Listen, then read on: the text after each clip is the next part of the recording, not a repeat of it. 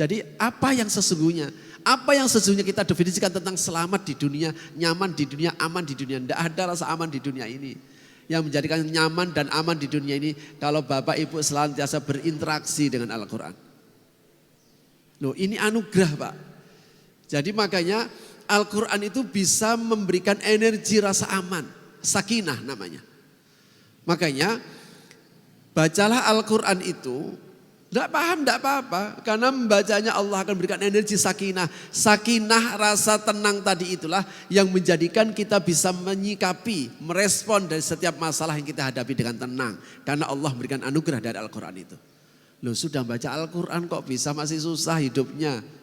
Susah hidup itu bukan karena gak punya harta. Ya, susah, resah, gelisah itu tidak ada hubungannya dengan harta Pak. Kalau ada orang yang kaya raya hidupnya tenang, damai, tentram, ibadahnya enak. Itu bukan karena hartanya banyak. Tapi Allah lebih dominan daripada harta yang dia miliki. Allah lebih dominan daripada harta yang dia miliki. Buktinya apa? Buktinya banyak orang yang punya harta tapi hidupnya gelisah. Banyak orang yang punya harta hidupnya juga gak tenang. Lari ke gunung, masuk ke laut, jadi nggak ada gawe ini, jadi gitu masuk ke laut, terus lari mencari ketenangan ke sana kemari, ke pekerjaan lagi, pusing lagi, jadi begitu terus. Kalau seandainya ada orang miskin kok susah, kalau ada orang miskin kok gelisah, itu bukan karena dia nggak punya harta, tapi dia salah dalam meletakkan dominasi. Allah tidak lebih dominan daripada harta yang dia kejar, makanya menjadi susah. Karena itu kata Rasulullah, siapa sesungguhnya orang yang berada di puncak tempat ini, afdalul manazil. Siapa sesungguhnya orang yang berada di puncak yang tertinggi itu. Yang berada di puncak yang tertinggi adalah orang yang dianugerahi harta yang banyak, tapi hidupnya selalu berada di atas garis ketakwaan. Ini baru mantap ini. Ya semuanya orang pingin. Cuma yang bisa ditiru adalah dia hidup di atas garis ketakwaan. Dia orangnya rajin ibadah, selalu taat pada Allah, selalu bisa menolong banyak orang. Itu. Jadi ini artinya orang ini hidup di atas garis ketakwaan. Untuk seperti begini kita bisa niru Pak. Kalau ada orang yang rajin ibadah kita bisa niru. Kalau ada orang dermawan kita bisa niru. Kenapa? Karena untuk menjadi dermawan Bapak tidak perlu harus punya harta yang banyak. Untuk senantiasa taat kita bisa niru. Kepada orang yang sabar kita bisa niru. Hidup yang di atas garis ketakwaan dilakukan oleh orang lain kita bisa niru.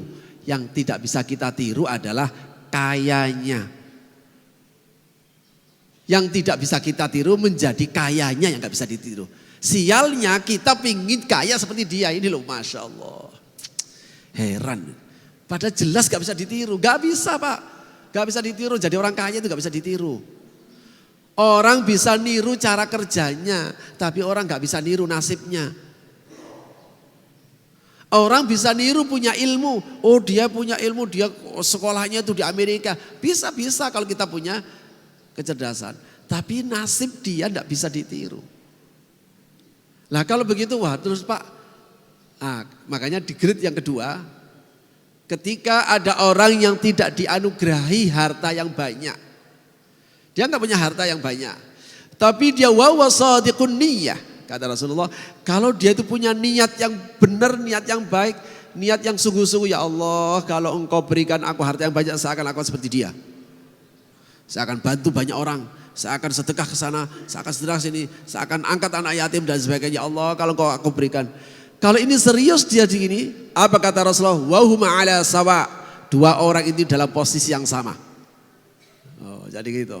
Jadi Bapak Ibu dan Saudara, makanya kenapa ini diingatkan oleh Rasulullah? Karena umumnya orang itu senang kalau hartanya banyak. Melihat orang kaya, umumnya orang itu senang kalau dia itu jabatan. Umumnya senang kalau dia itu mendapat privilege, kekhususan dalam hidup ini.